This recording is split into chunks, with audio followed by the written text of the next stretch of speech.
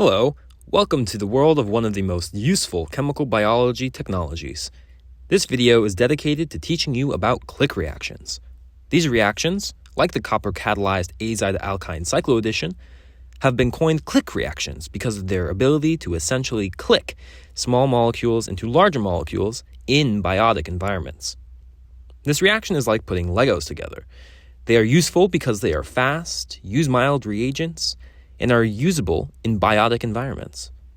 The click reaction is invaluable to labeling proteins, analyzing metabolites, and drug delivery. In this video, we will give you a brief overview of what the click reaction is, how it works generally, and its applications.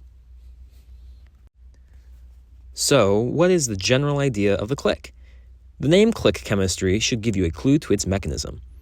The idea is that you have some building blocks that you've already made, perhaps with some complicated structure that we'll call A and B just for simplicity. Now, if only you could attach those two groups together in a way that is very quick, very easy, and with no nasty byproducts. This is the essence of what click chemistry does.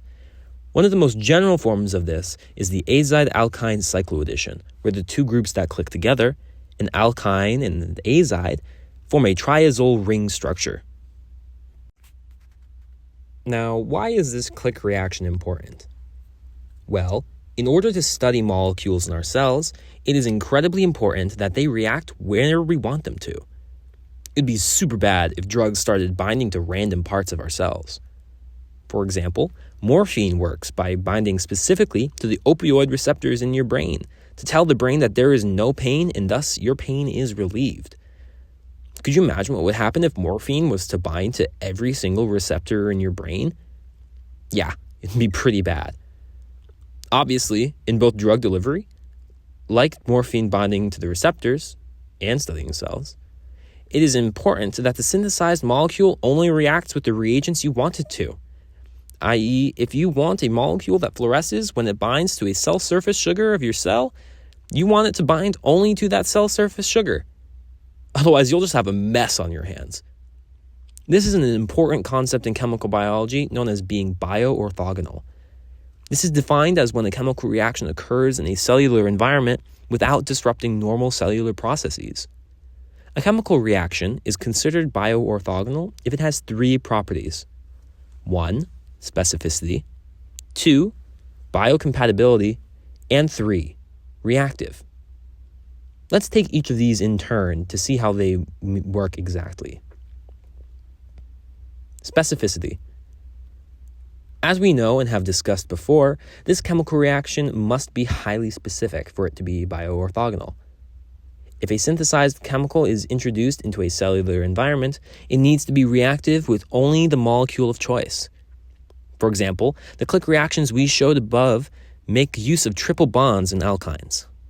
These relatively simple reactions are not found in natural cell processes, so it makes them a great candidate for non-interfering reactions in our cells. Biocompatibility. The reaction also needs to be biocompatible, meaning that it has to occur in a cell without disrupting the normal processes of the cell. There is one reaction that we will dive deeper into this section, known as the copper-catalyzed azide-alkyne reaction. But the problem is that this does not work in cells as copper is toxic. Ideally, when we study cells, we don't kill them in the process. The last thing is being reactive and easily modifiable. Part of the bioorthogonal nature of the click reaction is the speed at which these molecules react. Often, click reactions are fast and have a high yield. These reactions are also often easily modifiable, making them adaptable to their necessary purposes. These characteristics play a major role in why the click reaction is bioorthogonal. The azide-alkyne cycloaddition reaction, for example, is not found anywhere in our cells, making it completely bioorthogonal. So that's great. The only problem is that the first jab at this kind of reaction involved a copper catalyst. The mechanism here is quite complicated for the purposes of this video, but just know that copper or other similar metal ions were necessary to make this reaction viable. Though still useful for certain applications, The problem is that these kinds of metal ion catalysts, like copper, are super toxic to our cells, meaning that this reaction cannot be used to study cellular processes. Fortunately, there are many different kinds of click reactions that have since been developed, working off of this general idea, since it is the nature of science. Agard, Preacher, and Carolyn Bertozzi thought of an old way of thinking about catalysts: ring strain.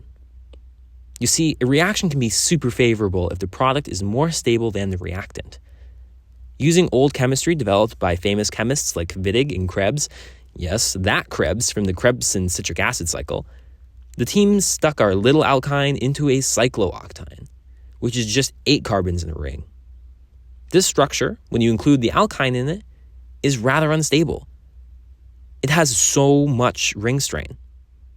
It doesn't want to be in that shape. So it makes the click reaction happen just as fast as with the copper catalyst. Innovations like this have allowed the click reaction to be widely used throughout the field of chemical biology, including in the study of living cells.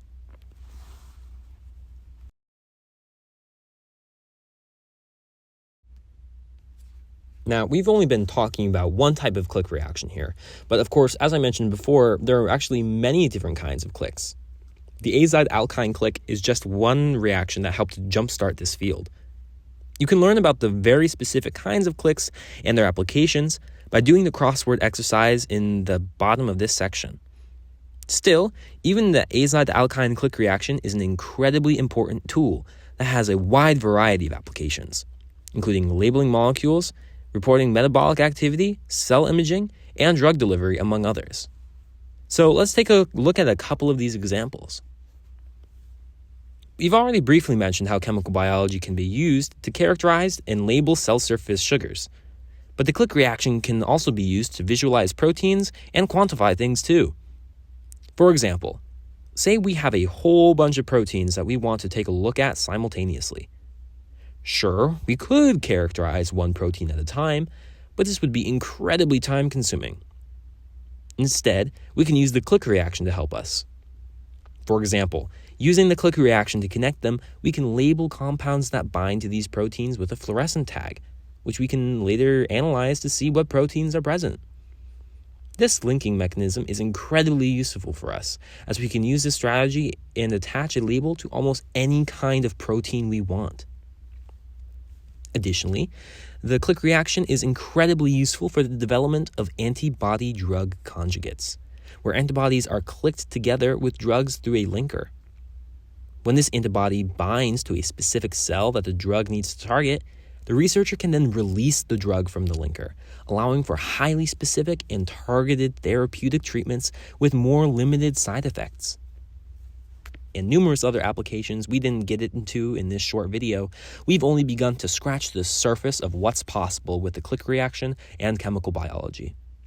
The click reaction serves as a reminder to us all that breakthroughs need not involve incredibly complicated structures or convoluted processes like we may think.